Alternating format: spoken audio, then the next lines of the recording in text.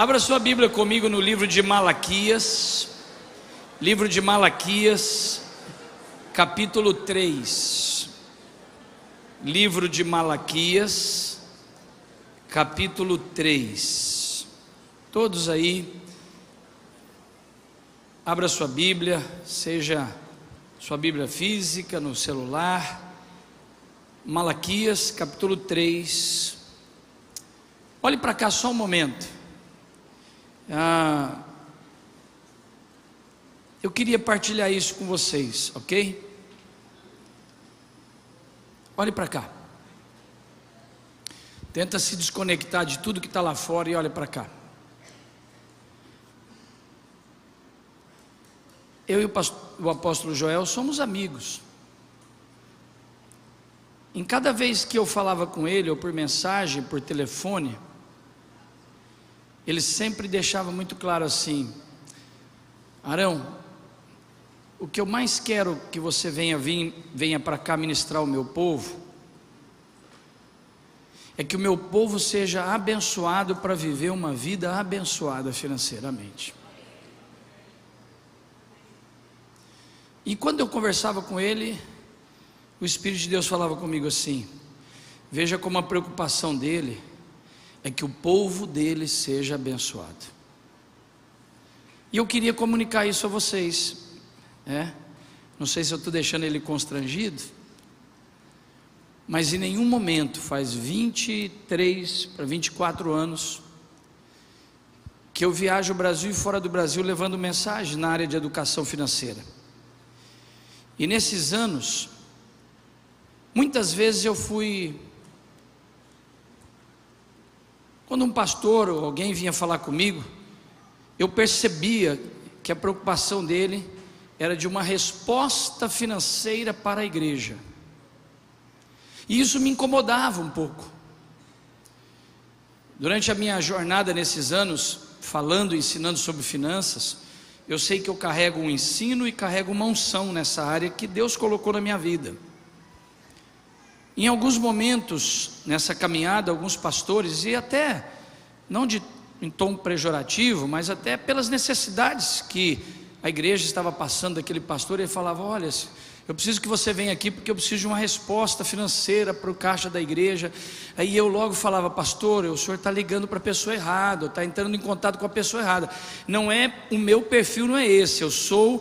Deus me deu algo para trazer edificação. O resultado é que as pessoas vão ser tão abençoadas financeiramente que isso vai recair sobre a igreja. Mas a principal razão pela qual, e o principal ministério que Deus me deu, foi levar a igreja a entender princípios de boa administração, de fidelidade e honra a Deus, princípios tanto de gerenciamento financeiro, administrativo, como princípios de cumprir princípios espirituais. E o resultado é que a vida deles vai ser abençoada, as famílias da igreja serão abençoadas, e o resultado é que a igreja será abençoada. Veja, olhe para cá. Deixa eu te mostrar dois aspectos da igreja. Um aspecto da igreja, quem é a igreja? A igreja são vocês, somos nós, amém? E a igreja tem um CNPJ, porque vivemos dentro de um contexto de leis em que a igreja tem que ter um CNPJ, uma administração. A igreja é uma organização, não é uma empresa, é uma organização a ser administrada. Então, Projeto Vida é uma organização que tem seu CNPJ, tem que ser gerenciada, administrada. Então nós temos dois aspectos aqui. Quando a igreja, que é cada família da igreja representada, consegue se ajustar, vivendo uma saúde financeira, resultado de uma boa administração, e de cumprir princípios espirituais que já estão estabelecidos na palavra de Deus, a família ou as famílias vão encontrar equilíbrio e vão começar a ficar saradas e vão viver o melhor de Deus. Posso ouvir um amém? E o resultado disso é que vocês, ao praticarem os princípios administrativos e os princípios de fidelidade a Deus, vocês estão sendo abençoados. Ao mesmo tempo, a igreja, a organização passa a ser abençoada. Ela tem condições de se manter, que é o que eu ministrei pela manhã, o ambiente profético, que é a estrutura da igreja, a organização em si, que envolve a parte física, administrativa, os ministérios, e também o ambiente profético envolve o profético, que é aqueles que trabalham na casa de Deus, a partir do apóstolo, dos pastores e toda a equipe dos voluntários e dos que trabalham na igreja, remunerados e até voluntários. Então, toda essa estrutura. E durante todo o tempo dos meus contatos com o pastor Joel, com o apóstolo Joel, eu queria pontuar isso aqui, Joel. Nem todo lugar eu tenho o conforto de poder dizer isso.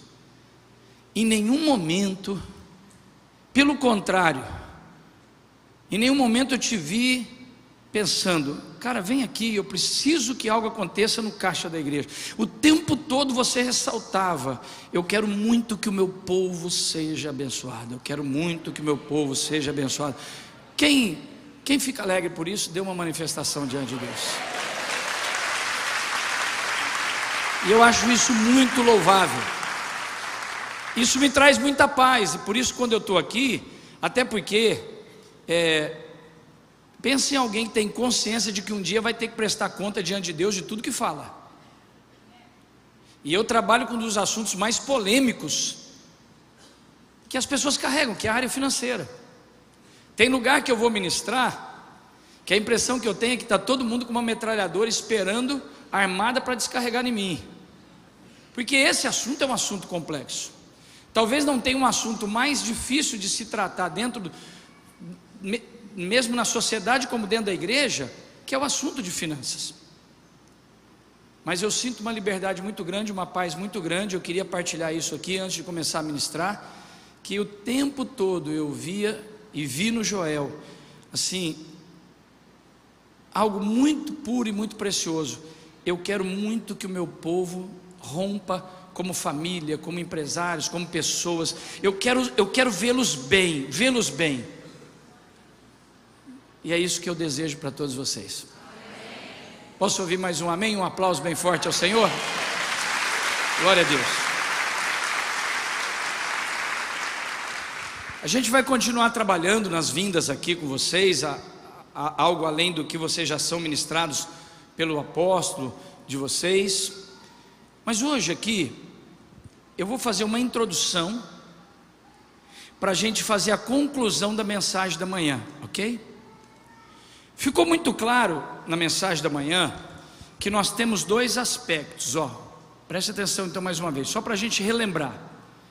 Nós temos o aspecto ambiente profético, que é toda a estrutura física, administrativa, toda a parte operacional da congregação, da igreja, do tabernáculo. Isso aqui é todo o ambiente profético na figura do quarto que a mulher de Sunem faz ao profeta. Outra coisa é o profeta, que é o ministério profético. E quando essa mulher investe financeiramente, ela investe tanto na estrutura da organização ou do ambiente físico, como nos ministérios. Agora preste atenção num detalhe. Para essa mulher olhar para seu esposo e dizer: vamos construir um apartamento aqui em cima, um quarto aqui em cima da nossa casa, essa mulher só podia fazer isso se ela tivesse uma vida bem sucedida, se ela tivesse recursos, se ela fosse uma mulher toda bagunçada financeiramente, que não tivesse uma reserva, não tivesse dinheiro guardado. Como é que ela faria isso? Então nós encontramos aqui uma mulher que caminhava, um casal, uma família que caminhava, um casal até então, que caminhava com uma vida saudável na área financeira, ao ponto de ter recursos para investir no reino de Deus. E é isso que Deus deseja fazer com cada um de vocês, que você Viva os princípios administrativos da forma mais correta, vivendo dentro do seu padrão, não gastando o que não pode, andando sempre, e a gente trabalhou isso da última vez que eu estive aqui um pouco, vamos trabalhar um pouco mais para frente, em fevereiro eu estarei de volta aqui com vocês, e nós vamos trabalhar um pouco mais sobre isso. Agora entenda, a tua vida, ela sempre será a junção dessas duas coisas, boa administração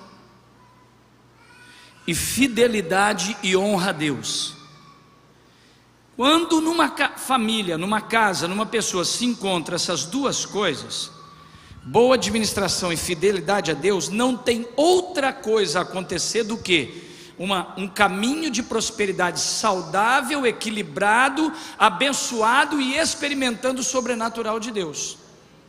Então a tua vida, ela será resultado de uma boa administração e de fidelidade e honra a Deus.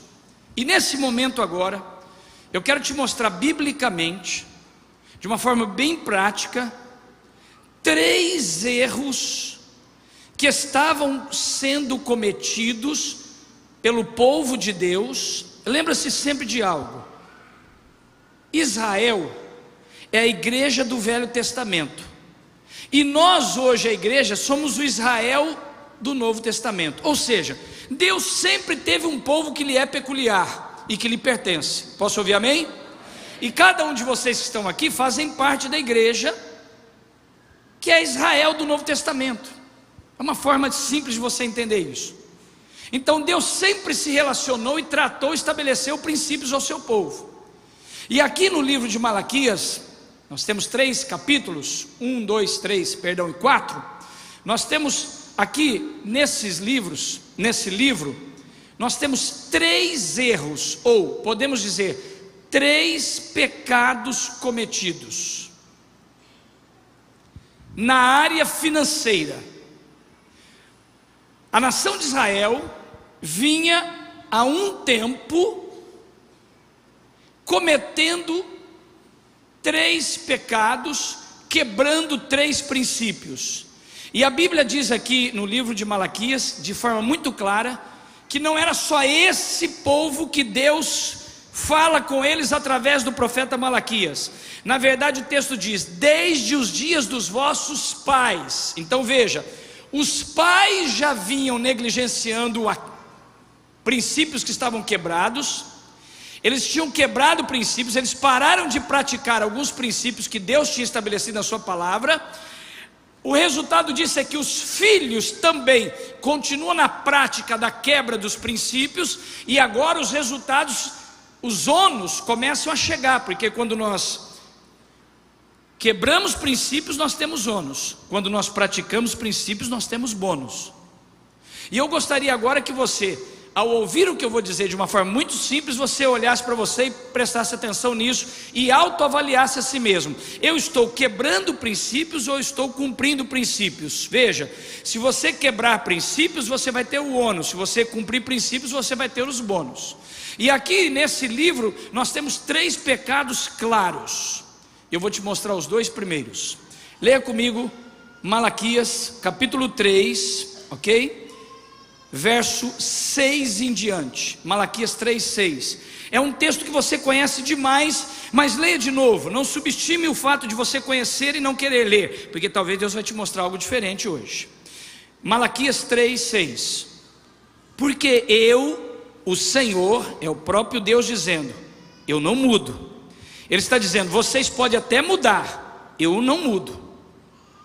Por isso vós, filhos de Jacó, não sois consumidos. Olhe para mim, rapidamente eu quero te mostrar algo.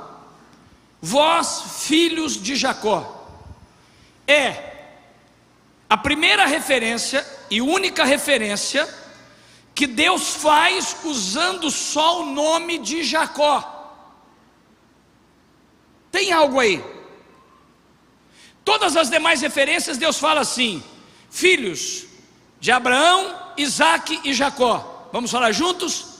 Abraão, só vocês. Aqui em Malaquias, Deus só fala vós, filhos de Jacó. Ele não cita Abraão, ele não cita Isaque, mas cita Jacó. E ele começa o primeiro capítulo de Malaquias dizendo: vós, filhos de Jacó, eu amei a Jacó e aborreci a Esaú. E porque vocês que são filhos de Jacó estão me desobedecendo, quebrando princípios na área financeira, vocês estão parecendo filhos do irmão do pai de vocês, que é Jacó, que é Esaú. Vamos lembrar que Deus estava diante de Esaú e de Jacó. Jacó fez tudo para ter a bênção de Deus, e Esaú nunca valorizou a bênção de Deus. O que Deus está dizendo aqui é quase isso, ó. Se vocês fossem descendentes direto de Esaú, eu ia até entender o desprezo de me honrarem financeiramente e não quererem a minha bênção. Ele começa o capítulo 1 de Malaquias dizendo assim: veja que eu mandei os descendentes de Esaú para viver nos desertos, e todas as vezes que eles tentaram voltar para a cidade, eu pego eles e mando eles para os desertos para viverem com os chacais do deserto. Porque eu rejeitei Esaú, porque Esaú não queria a minha bênção, e eu amei a Jacó porque queria a minha bênção. E vocês são descendentes, filhos de Jacó e não filhos de Esaú.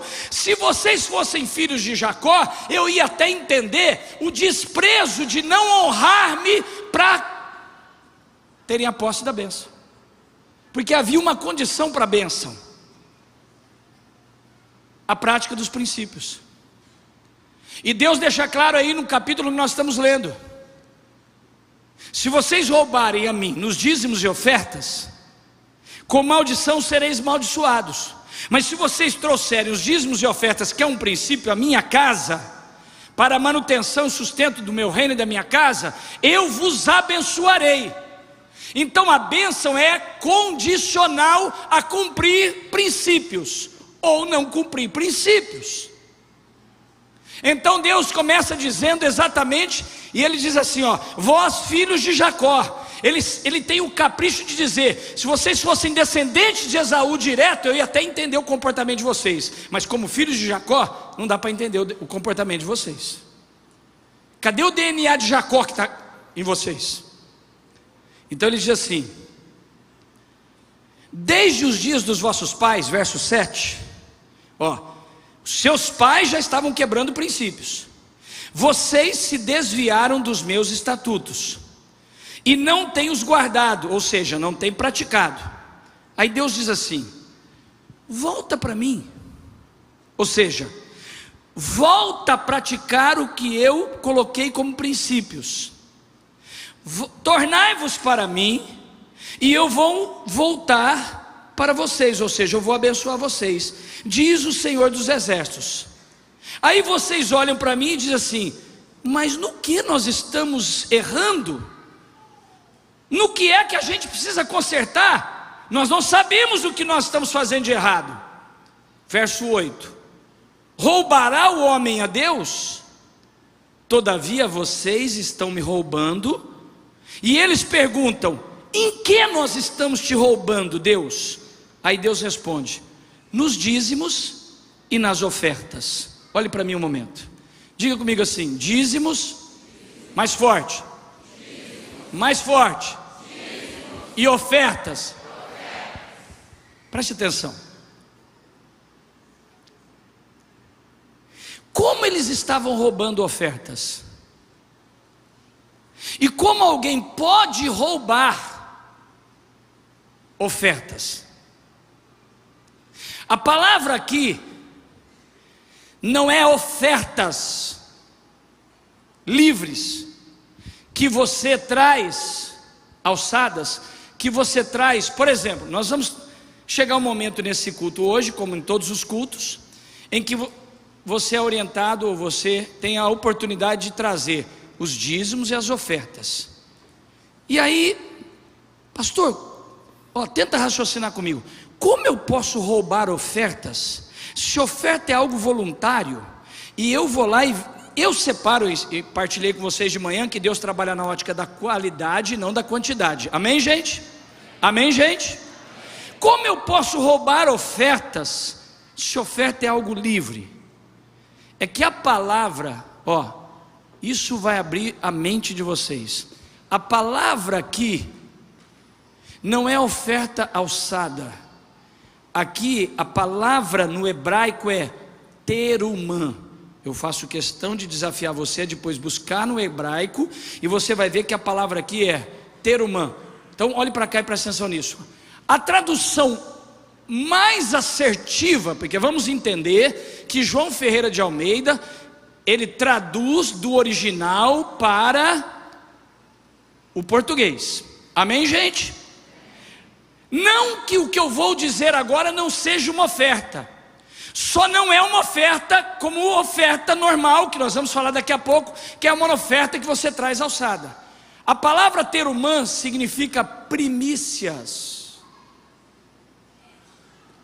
O que Deus estava dizendo à nação de Israel é: vocês estão quebrando dois princípios. Vocês pararam de entregar os dízimos e também pararam de entregar as primícias. Agora olha o que eu vou te mostrar. Quando nós voltamos para o capítulo 1 de Malaquias, nós vamos ver o capítulo começando assim: vós, filhos de Jacó, estão me desobedecendo. Eu amei mais a Jacó e aborreci Esaú. Por que vocês estão fazendo isso? Aí eles perguntam: mas como nós estamos desonrando? Aí Deus diz assim: se o filho honra o pai e o servo honra o seu senhor, por que vocês estão me desonrando? Eles perguntam: mas no que nós estamos desonrando? Aí Deus diz assim: vocês estão me desonrando quando vocês vêm para o templo trazendo a oferta do boi cego, coxo e enfermo. Então presta atenção: se eles estavam trazendo uma oferta do boi cego, do coxo e do enfermo, então eles não estavam roubando as ofertas, eles estavam entregando.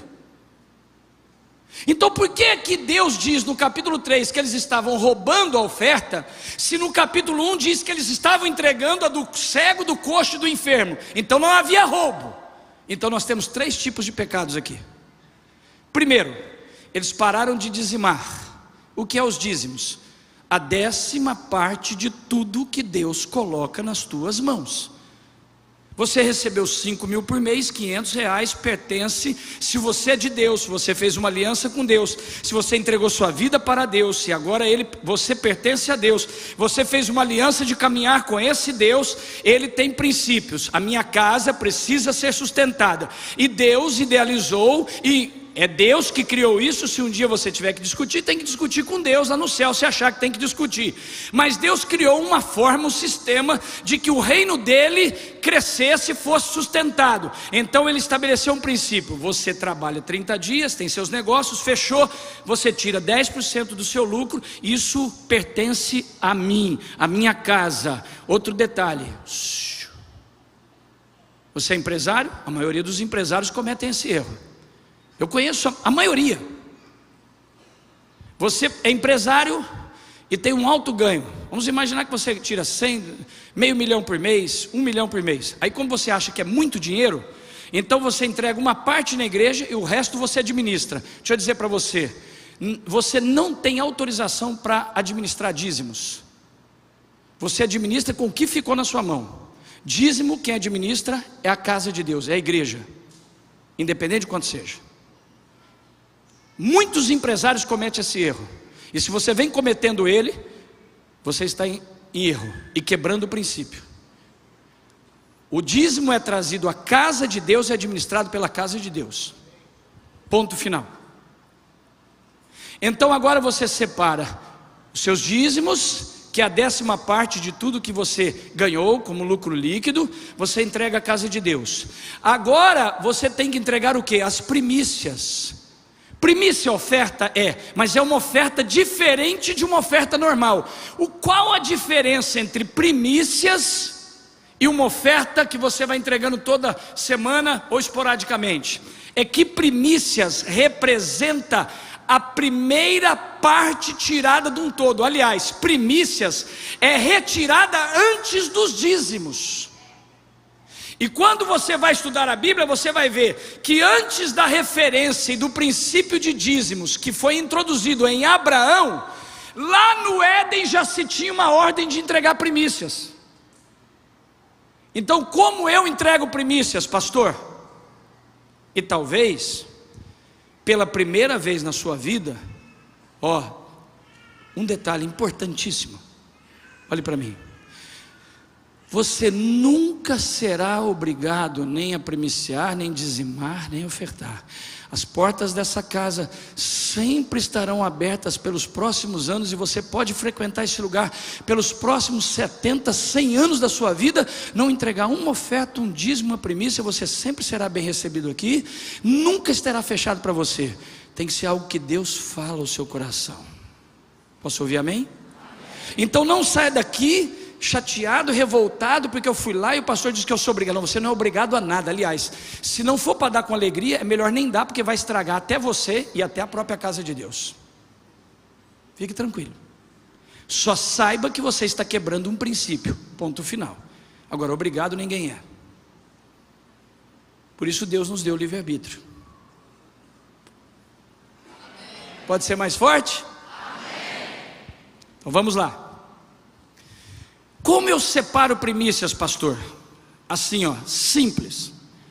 Primícia significa primeira parte. Veja que lá no Éden, em Gênesis 4, Deus se agrada de Abel e rejeita Caim.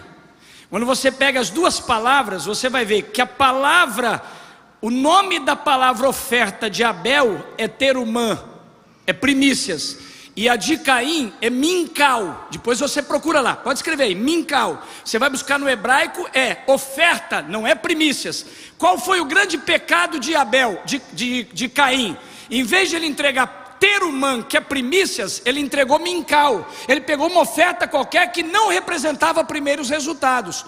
O que é primícias? Por exemplo, lá na época do Éden, nascia a primeira cria de um animal. A primeira cria não podia pegar, não podia comer, não podia ficar com ela, não podia deixar para reprocriar. Não, a primeira cria de um animal pegava-se ela e entregava, era as primícias. Você mexia com lavoura, vamos imaginar que você plantava soja. Os primeiros brotos de soja que saía, você recolhia antes dos dízimos, tirava aquilo, trazia, isso aqui é as primícias.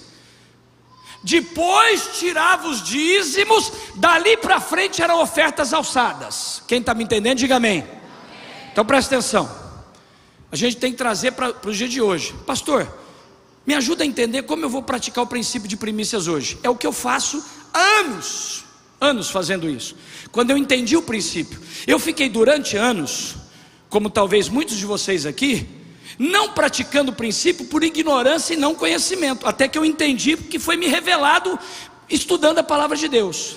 Então, como eu posso praticar o princípio de primícias hoje? Veja, primícias representa primeiros resultados. Então, como que você vai fazer? Eu vou te dar agora um cálculo sugestivo para você separar primícias. Você pega, nós fechamos como trabalhadores, empregados, assalariados, ou como empresários, no caso de muitos de vocês, inclusive no meu caso, a gente trabalha em ciclo mensal.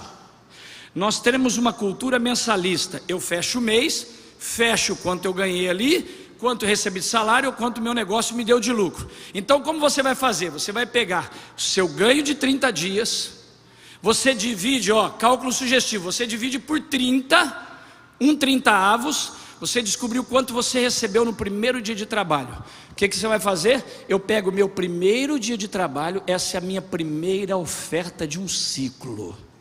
Então eu pego o meu primeiro dia de trabalho, e aí você vai pegar, eu acho que no envelope de vocês está escrito aí, tem alguma coisa, tem um envelope aqui? Alguém tem um envelope aqui? Ok, tem escrito aqui primícias, né? Isso, então você vai pegar seu um dia de trabalho e vai escrever aqui primícias, vai colocar aqui. E quando você vem, você vai trazer as primícias. Aí você pode colocar junto também os dízimos, primícias e dízimos. Separe, para identificar. Então você traz e coloca a casa de Deus. Pastor, e se eu trazer uns 60 avos? Eu não quero dar um dia, eu vou dar a primeira manhã do meu ciclo de 30 dias. É primícias? É. Não posso dizer que não é, não está escrito que é 30 avos. Eu estou te ajudando a entender um princípio. Quem está entendendo, diga glória a Deus. Na minha opinião, acho que é muito mirradinha. Eu, por exemplo, pratico o princípio, na verdade eu venho praticando o princípio de mais de um dia. Mas eu acho que uma sugestão legal, equilibrada, é você pegar seu primeiro dia do ciclo dos 30 dias e separar e dizer: isso aqui é minhas primícias. Do que ficou, presta atenção nisso. Do que ficou, você separa. Você já tirou as primícias, então não precisa dizimar do bruto antes de tirar a primícia. Você tira as primícias, tira os dízimos do que ficou, e aí então você cumpriu os 2 princípios que está aí no capítulo que nós acabamos de ler. Quando Deus diz assim: vocês estão me roubando. Aí eles dizem assim: mas nós estamos roubando no quê? Aí Deus diz assim: vocês estão roubando nos dízimos e nas ofertas. Só que a palavra é primícias. A melhor tradução para o português seria: vocês estão me roubando na prática do princípio dos dízimos e na prática do princípio das primícias. Se vocês voltarem a entregar as primícias e os dízimos, eu vou abrir as janelas dos céus e vou abençoar vocês. Mas vocês são livres, vocês não são obrigados. Quer continuar como o pai de vocês? Quer continuar quebrando princípios? Só saibam que vocês vão receber as consequências disso. Obrigado, vocês não são. Mas eu estou dando uma orientação para vocês entenderem que essa quebra de princípios espiritual que vocês estão praticando está levando vocês a uma colheita mirrada, a uma não bênção, a não experimentar o meu sobrenatural, a não ver o meu mover na vida de vocês. Então olhe para mim e preste atenção nisso. Nós temos então 3 erros cometidos financeiramente a nível de princípios espirituais aqui em Malaquias. Primeiro, eles estavam roubando nos dízimos e na não entrega de primícias. Pastor, então o senhor está afirmando que eu sou membro do Projeto Vida e eu sou um dizimista fiel e sou ofertante, mas eu não pratico o princípio de primícias. E você pode até não estar praticando até hoje porque você não o conhecia. Talvez você está entendendo esse princípio hoje. O fato de você estar entendendo hoje não significa que ele é uma novidade hoje. Ele está desde Gênesis estabelecido. Você que está tendo a revelação dele hoje. Então a partir de hoje começa a praticar o princípio. Nada obrigado, só estou te ensinando o princípio. Então a partir de hoje você vai pegar os dízimos, as primícias, os dízimos, e você vai entregar a casa de Deus.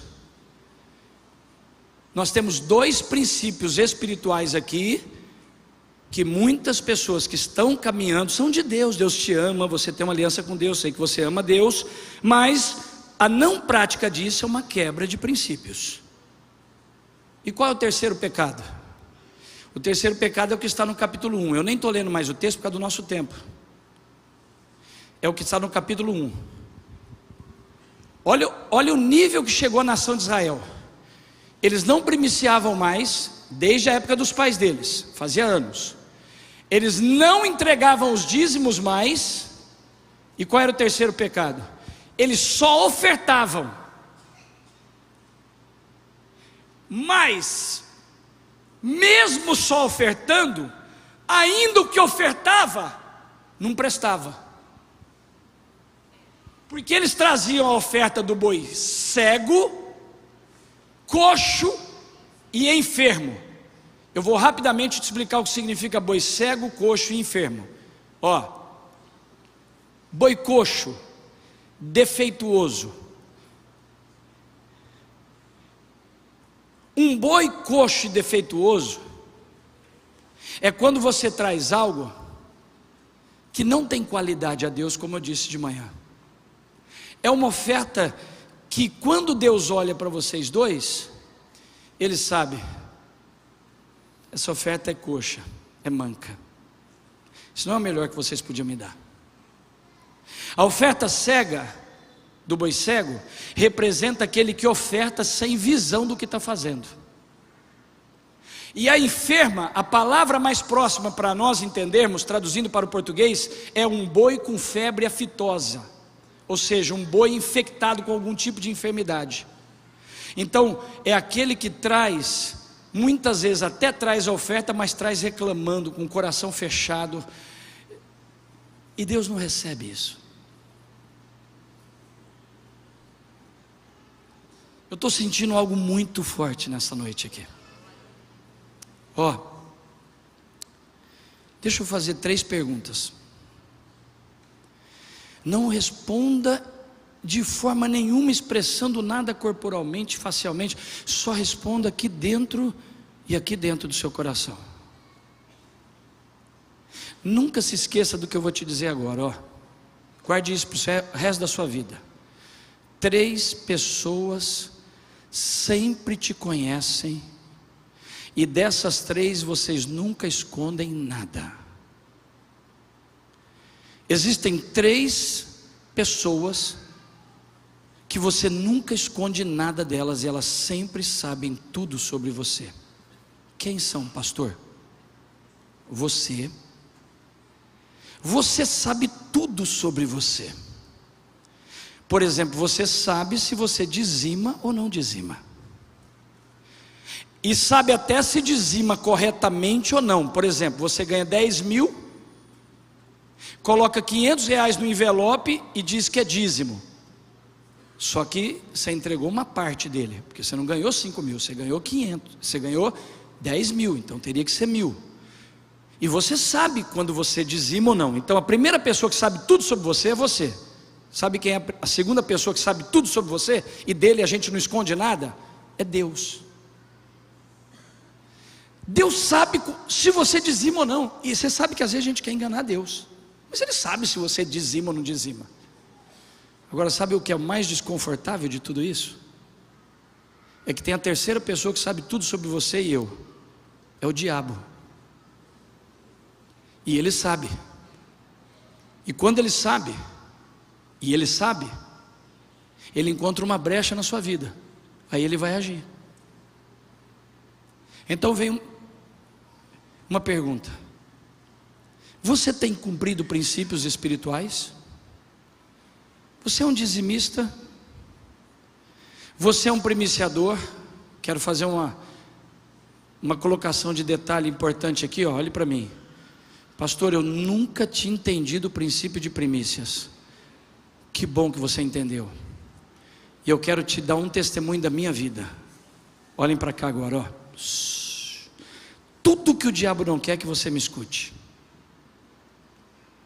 Eu passei anos da minha vida, e até como pastor, eu não praticava primícias, porque eu não conhecia o princípio. Eu não entendia o que era primícias. Eu achava que primícias era quando eu separava o primeiro momento, a primeira coisa que eu fazia era tirar os dízimos. Até que eu entendi que isso não era primícias, que primícias é uma oferta que representa primeiros resultados. E eu posso dizer algo para vocês: eu já vivia algo sobrenatural financeiramente, mas na primeira vez que eu entendi o princípio de primícias, isso tem mais de quase 18 anos atrás, quando eu comecei a praticar o princípio de primícias, faz o teste para você ver. Algo foi desatado na minha vida que eu não sei te explicar o que é, mas algo virou uma chave. A prática desse princípio virou uma chave na minha vida que é sobrenatural. E eu quebrava porque eu não conhecia o princípio. Quando eu entendi, como vocês estão entendendo agora, que eu falei, eu vou começar a praticar. E eu me lembro quando eu entreguei a primeira primícias, que eu entreguei, coloquei na casa de Deus as primeiras primícias, algo começou a acontecer de sobrenatural na minha vida. Então eu quero dar uma palavra para você hoje. Deus me trouxe aqui para levar vocês para um novo tempo. Não eu na minha pessoa, mas eu como comunicação de Deus para vocês. Talvez você está aqui hoje, você nunca primiciou na vida, ou um dia primiciou e perdeu a prática. Como Deus chama a nação de Israel agora e diz assim: Vocês estão pecando, seus pais pararam de dizimar, seus pais pararam de primiciar. Volta a dizimar e primiciar de novo, que vocês vão ver o que eu vou fazer na vida de vocês. Então eu queria deixar isso para vocês. Você tem primiciado? Não. Eu quero te convidar essa noite, com liberdade. Você sempre será livre, quero deixar claro isso. Não quero que essa palavra se torne um peso para a sua vida. Você nunca será obrigado. Você sempre terá acesso a essa casa, será pastoreado, será cuidado. Se precisar de cuidado, sempre será, independente de ser dizimista, primiciador ou ofertante, você sempre será cuidado por essa casa. Mas o princípio precisa ser ensinado. Posso ouvir amém? Se você quer começar um novo tempo e você deseja, ouça o que eu vou falar para vocês agora. Dê 100% da tua atenção no que eu vou te falar agora. Isso é algo incrível. Quanto mais Deus tem de você numa área, mais você tem de Deus naquela área. Conseguiu entender? Quanto mais Deus tem de você numa área, quanto mais você entrega a Deus numa determinada área, mais você tem de Deus nessa área. Então escute, quanto mais Deus tem de você na fidelidade financeira, mais você está criando que Deus te entregue mais nessa área. Quanto menos Deus tem de você em uma área, menos você tem de Deus naquela área. Isso é algo incrível. Quando eu entendi isso, isso mudou meu comportamento de entregar a Deus dízimos, ofertas e primícias. Então, você tem sido um dizimista fiel? Você tem sido um primiciador fiel? E quando você oferta, quais são os tipos de oferta que você entrega? Do boi cego? Sem visão? Você tem que ter visão do que você está fazendo. Espera aí, eu não estou dando um trocado para uma pessoa que olhou meu carro depois de não tratando, menosprezando a pessoa, mas eu estou trazendo algo à casa de Deus. Isso tem que ter valor para mim. Eu não posso entregar qualquer coisa. Eu não estou dando uma esmola, não estou desmerecendo. A gente tem que dar esmola, ajudar. Só que Deus e a casa de Deus não é uma esmola. Eu estou levando algo à casa de Deus, então isso tem que ter valor. Não pode ser de um animal cego, coxo, enfermo, reclamando, murmurando. Não. Quando eu vou trazer uma oferta, tem que ser algo especial, dentro da minha possibilidade, a melhor qualidade que eu posso, independente do valor, mas tem qualidade. Então,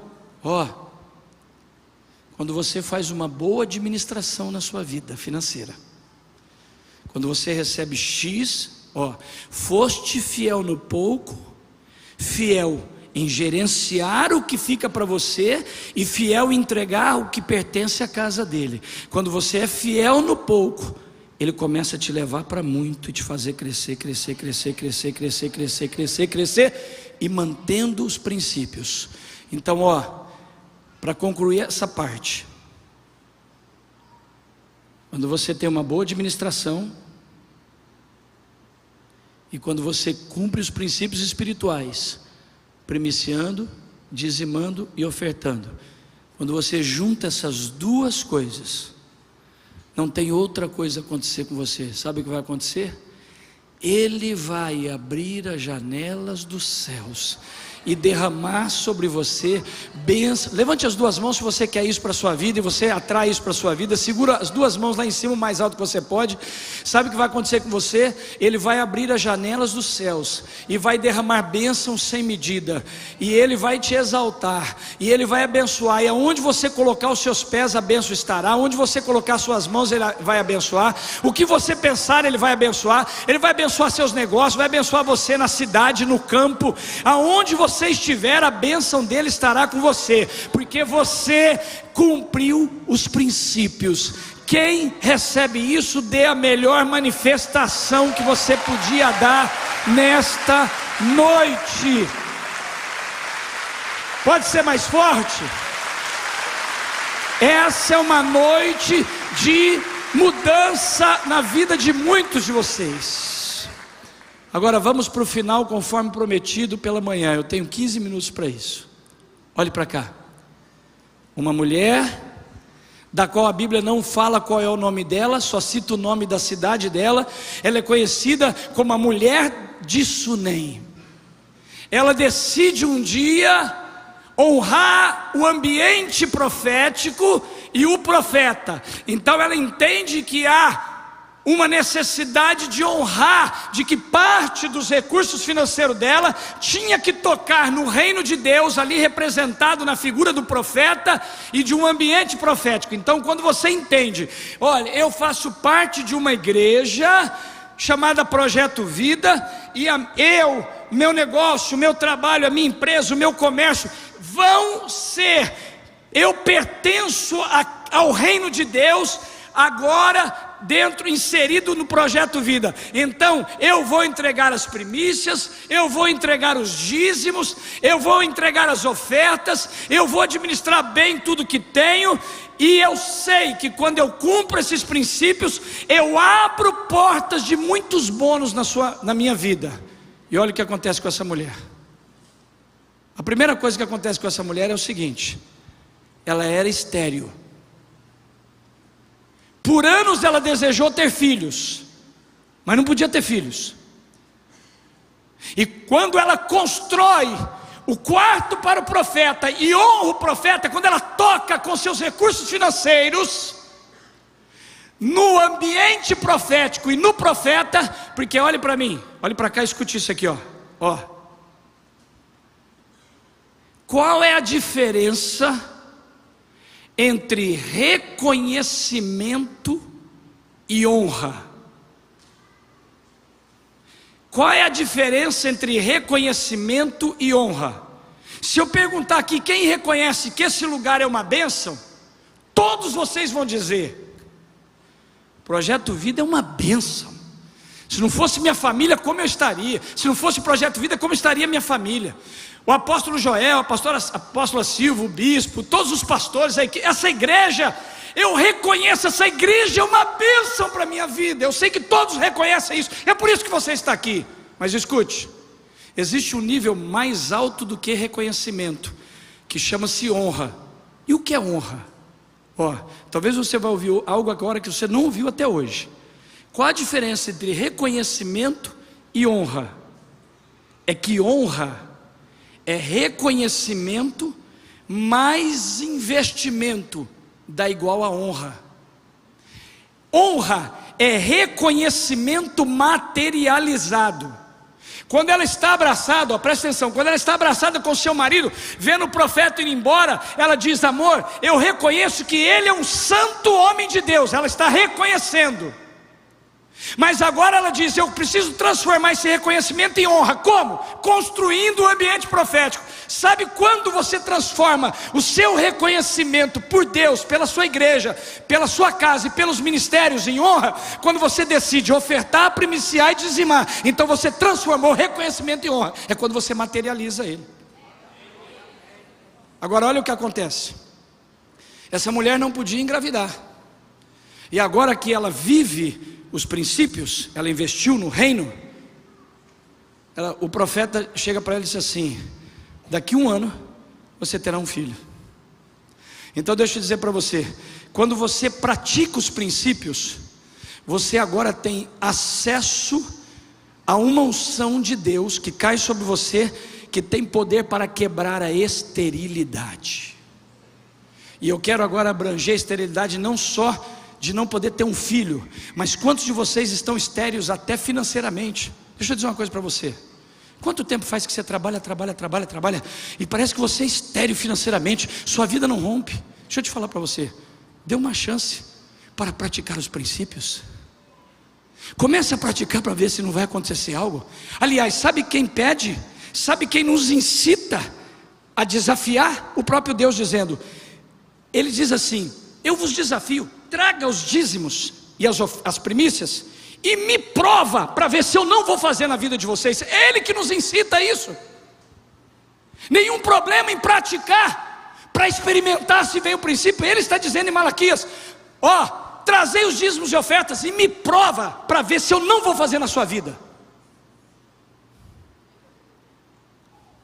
Então, quando essa mulher experimenta a prática dos princípios de entrega, a esterilidade é quebrada. Deixa eu dizer para você, quando você começa a primiciar, dizimar e ofertar, e cumprir os princípios, você começa a ter autoridade contra qualquer tipo de esterilidade que pode estar na sua vida.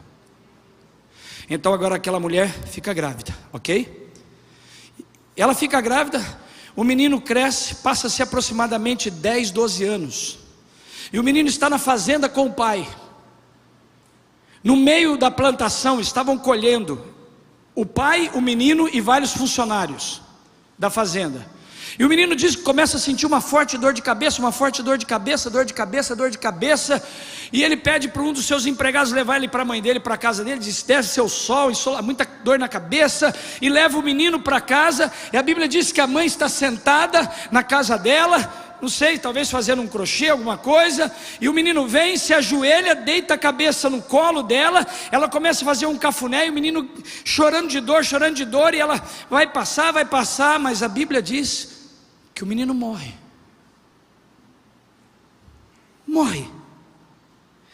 Quando ela percebe que o menino morreu, sente a respiração, mede o pulso do menino, o menino morreu. Ela faz algo que eu acho isso incrível. Posso passar 10, 15 minutos, Joel? Obrigado. Posso passar, gente? O menino morre. Tenta imaginar a cena. Ela já tinha se conformado não ter mais filho. Ela ainda diz ao profeta: não me engana, o menino é um milagre, é a quebra da esterilidade, e agora morre. Ouça o que eu vou te dizer: Satanás sempre vai tentar matar o teu milagre, mas quando você é fiel, ele é poderoso para ressuscitar. Agora, olha o que essa mulher faz. Essa mulher não começa a reclamar, a murmurar. Olha o que ela faz. Ela pega o menino no colo, ela começa a ir em direção ao quarto do profeta. Ela sobe as escadinhas do quarto, ela abre a porta assim, entra dentro. Ela está com o filho morto, com o cadáver nas mãos. Ela entra aonde?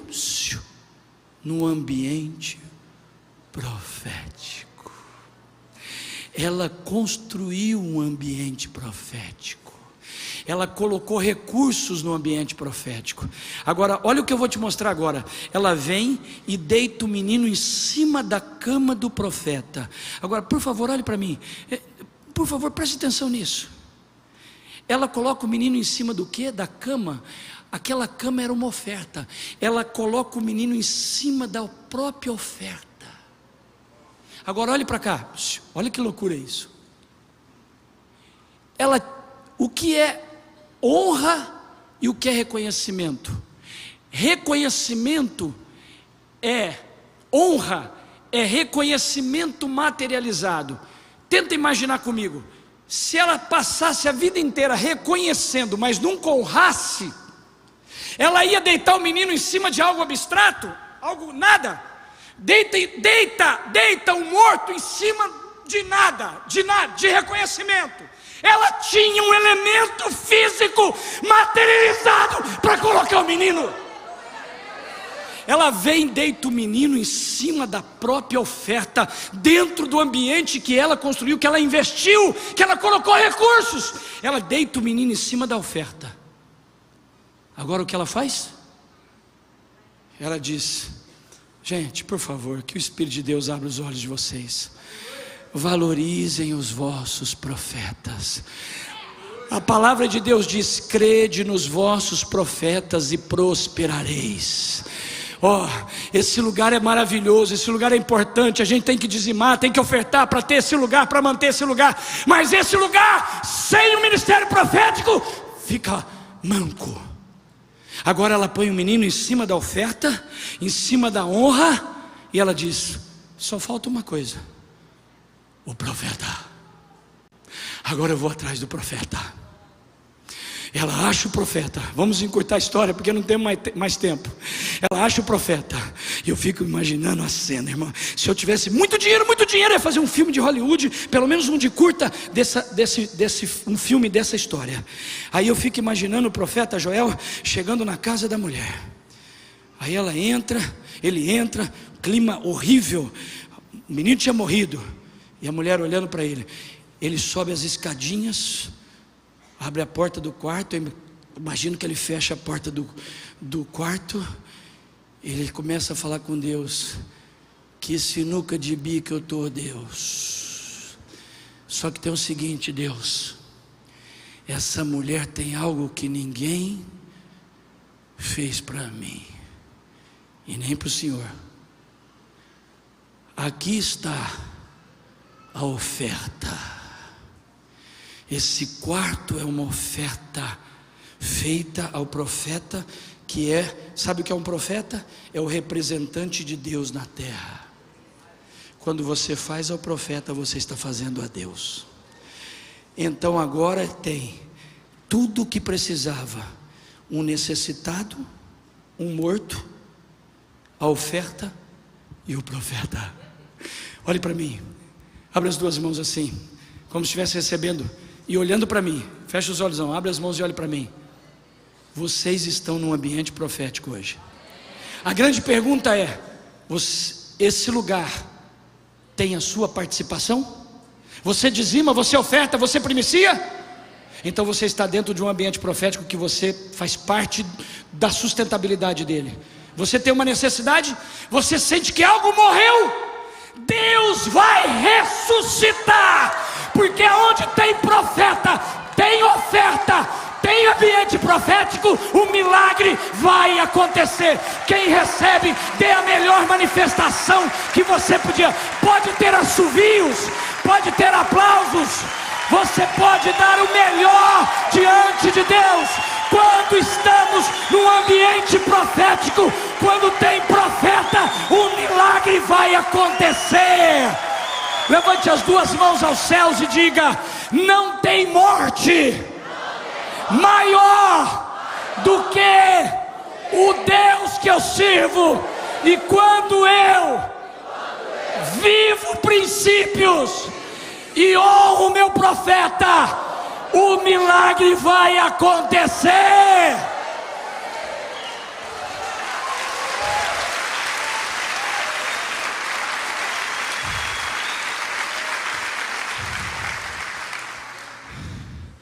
O menino ressuscita. Cara, é muito louca essa história. Quando eu estou pregando ela, a impressão que eu tenho é que eu estou meio viajando. O menino vai crescendo. Mas um dia, a campainha da casa dela tocada. Linglão, linglão. Quem está aí? O profeta. Meu profeta veio me visitar. Vim e preciso de uma conversa séria com você, com seu marido, com seu filho. O que aconteceu, profeta? Senta aí na mesa. Presta atenção. Vou falar algo para vocês três. Vocês não podem falar para ninguém. Só vou falar para vocês. Nem o rei vai saber disso. Aqui, ó. Deixa eu te ensinar um negócio. Olha para mim. Sai daqui hoje decidido a uma coisa: se tornar chegadinho de Deus. Pensa num cara que é chegadinho de Deus. É esse que vos fala. E eu sei que Deus tem um chamego comigo. Minhas filhas, meus genros olham para mim e dizem assim: cara, tem um trem com você e Deus diferente. Tem. E deixa eu dizer, Deus não faz acepção de pessoas. É só ter atitudes diferentes que você vai virar chegado dele. O profeta olha para eles, para os três, e diz assim: ó, Deus me revelou um negócio. Vai vir 7 anos de uma miséria e fome sobre toda a terra aqui. Essa terra que você mora, vai vir 7 anos de caos. Você é fazendeira, vocês são fazendeiros, vocês têm propriedades. Agora é o seguinte, vai vir uma seca tão grande, que depois se você for ler a história, você vai ver que 1/3 da população mundial daquela época, da população daquela região, morreu toda. Tamanha foi a situação. Aí Deus diz assim: junte as coisas, junta um dinheiro, faz as malas e some daqui, vai passar um tempo em outra terra, porque senão vocês vão morrer aqui. Agora escute, é que Deus, Ele é assim com os seus chegados. Eu vou contar rapidinho. Eu tinha uma agência de carro. Quando chegou em maio de 2008, eu tinha um bom dinheiro. Eu tinha uma sociedade numa agência de carros. Eu tinha um dinheiro bom lá. Em maio, final de maio de 2008, eu tive um sonho de madrugada. Foi um sonho comunicação de Deus. Eu levantei dizendo: crise. Minha mulher, o que está acontecendo? Eu falei: não, descansa. Eu saí do quarto: crise. Eu fui para a sala da minha casa, sentei no sofá, crise. Eu só sabia falar crise. Aí eu fui acalmando: crise. O Espírito de Deus falou para mim: ouça, é literalmente do jeito que eu estou falando para vocês. O Espírito de Deus falou para mim: vai vir uma crise mundial, e o Brasil vai ser um país afetado por ela, e o setor mais afetado é automobilístico. Vende todos os carros, porque senão você vai ter um grande prejuízo. Não dormi aquela noite. No dia seguinte fui para o meu sócio. Eu sentei com ele no almoço, numa churrascaria, e disse assim: eu tive uma experiência com Deus essa madrugada. Alguém mexe com carro aqui? Lembra do que aconteceu em 2008? Levanta a mão. Quem lembra de 2008? Quebradeira total. Lembra? Eu fui avisado, amigo, porque eu sou chegadinho do papi. Sentei no almoço com ele e disse: cara, Deus me revelou assim. Ele olhou para mim e falou assim: você está louco? Quer sair da sociedade? Pode sair, vende todas as suas partes dos carros. Eu não saio, você tem certeza? Vou encurtar a história. Em 3 meses, até início de agosto, eu vendi, queimei todos os carros que eu tinha num preço para empatar quase, recuperei o dinheiro. Sabe o que aconteceu com ele? Quebrou, mudou da cidade. Olhe para mim. Deus avisa os amados e os fiéis,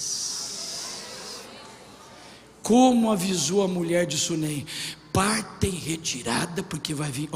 Quando você é assim com Deus e vive princípios, Ele vai cuidar de você. Essa mulher foi embora, vazou. Passou 7 anos. Ela volta para a terra dela, porque tudo volta ao normal. Deus diz: pode voltar, porque passou os 7 anos de crise. Quando ela chega lá, você acha que é hoje que começou essa história de sem teto e sem terra? O sem teto tinha invadido as casas dela, e o sem terra tinha invadido as fazendas. Quando ela chega lá, não tinha mais nada, estava tudo invadido pelos sem tetos e pelos sem terras. Ela olha aquilo, entra em crise e diz: meu Deus, perdi tudo que eu tenho. Ela olha para o marido e diz assim: vamos no rei e vamos conversar com o rei. Vamos pedir ao rei que fale para nós recuperarmos o que nós temos. Agora olha aqui, não é coincidência, é Deuscidência. Nesse mesmo momento que ela está vendo as terras e as casas invadidas, lá no palácio, quem está batendo uma prosa? O rei e Geazi, o auxiliar do rei. E a conversa era essa: o rei: e aí, Geazi, o que você me conta? Como é que está as coisas? Como é que está o profeta? E tal. Aí o rei diz assim: e me conta alguma coisa diferente. Ele diz assim: deixa eu te contar uma história. Você sabia que tinha uma mulher que morava aqui na nossa cidade? Ela e o marido e o filho mudou. Faz 7 anos que foram embora. Mas foram embora por quê? Porque o profeta era assim com eles, e avisou eles que vinha a crise. O rei: mas como que não falou nada para mim? Falou para eles: o senhor já fez algum quarto para eles? Vai te catar, abençoado. Você não honra a casa de Deus, nem o profeta, e quer que seja bom. Você não faz o que ela fez. Os dois estão conversando e Geazi está contando a história. Nessa hora, exatamente nessa hora, a mulher entra com o marido, com o filho no palácio. O Geazi olha para o rei e diz assim: meu Deus, é ela que eu estou falando, meu Deus, olha ela aí que eu estou falando. A mulher: o que está falando? O rei falou: quem? É essa? É essa aí, ó. O rei olha para ela e diz assim: o rapaz aqui está me contando uma história. É a senhora? É. O rei olha para ela e diz assim: e por que a senhora está aqui? Porque eu voltei depois de 7 anos. Ele já te explicou aí, né? Eu fui avisado, porque eu sou assim com o cara, o senhor não é tão assim com ele. E o senhor ficou aí lascado. Aí o rei diz: mas por que você está aqui? Porque eu voltei. Minhas terras estão invadidas, minhas casas foram tomadas. O rei olha para, chama os soldados e diz assim: acompanhe ela, tira todo mundo que invadiu as terras dela, devolve as terras dela, devolve as casas dela. Sabe por quê? Porque quando você é fiel, Deus restitui até o que foi tirado da sua vida. Quem pode ficar de pé e se apropria de que Deus vai restaurar tudo que foi tirado? Se coloque de pé, levante as duas mãos o mais alto que você pode, segura lá em cima, diga assim: eu terei, mais forte, eu terei uma aliança com Deus, viverei seus princípios e nada vai impedir a bênção na minha vida. Oh, oh, oh. Agora olha para cá. Não, esse negócio, essa história é louca. Aí a mulher fica impactada, ela já vai saindo com o marido, com o filho, com os soldados, para ir pegar de volta o que roubaram dela. Quando ela está quase na porta da sala real, o rei para ela e diz assim: espera aí só um minutinho, mulher, só um minutinho. Quantos anos você ficou fora daqui? Ela disse: 7 anos. O tempo da seca. Então você ficou 7 anos fora daqui? Então só um minutinho, espera aí, deixa eu acabar de fazer tudo que eu tenho que fazer. Me falaram que você abençoou o profeta, que você é assim com ele e com a casa dele. Então deixa eu falar para você, não vou só devolver para você suas terras nem suas casas não. Ele chama um dos contadores dele e diz assim: eu quero que você soma quanto ela teria ganhado se ela tivesse 7 anos produzindo, e eu quero que tire dos meus cofres os 7 anos que ela ganharia e entregue o dinheiro todo para ela. Agora aqui eu não vou ter tempo, mas o Joel vai me trazer de volta. Diga aleluia, glória a Deus. Vou te dar mais, vamos melhora para voltar mesmo. Diga glória a Deus. Abra as mãos assim, olhe para mim. Deixa eu te ensinar um trem aqui. Vou voltar para ensinar detalhado isso. Olhe para mim. Diga assim: quando eu planto eu colho. Diga assim: quando eu planto eu colho. Agora olhe com as mãos abertas, presta atenção.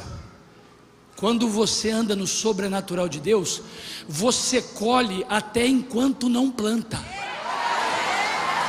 Até quando não planta, você colhe. Dê o melhor aplauso com assovios, com brados de vitória. Até quando você não planta, você colhe. Levante as duas mãos aos céus. Segura lá em cima as duas mãos. Repita essa oração comigo. Diga assim: Deus, obrigado por esse domingo.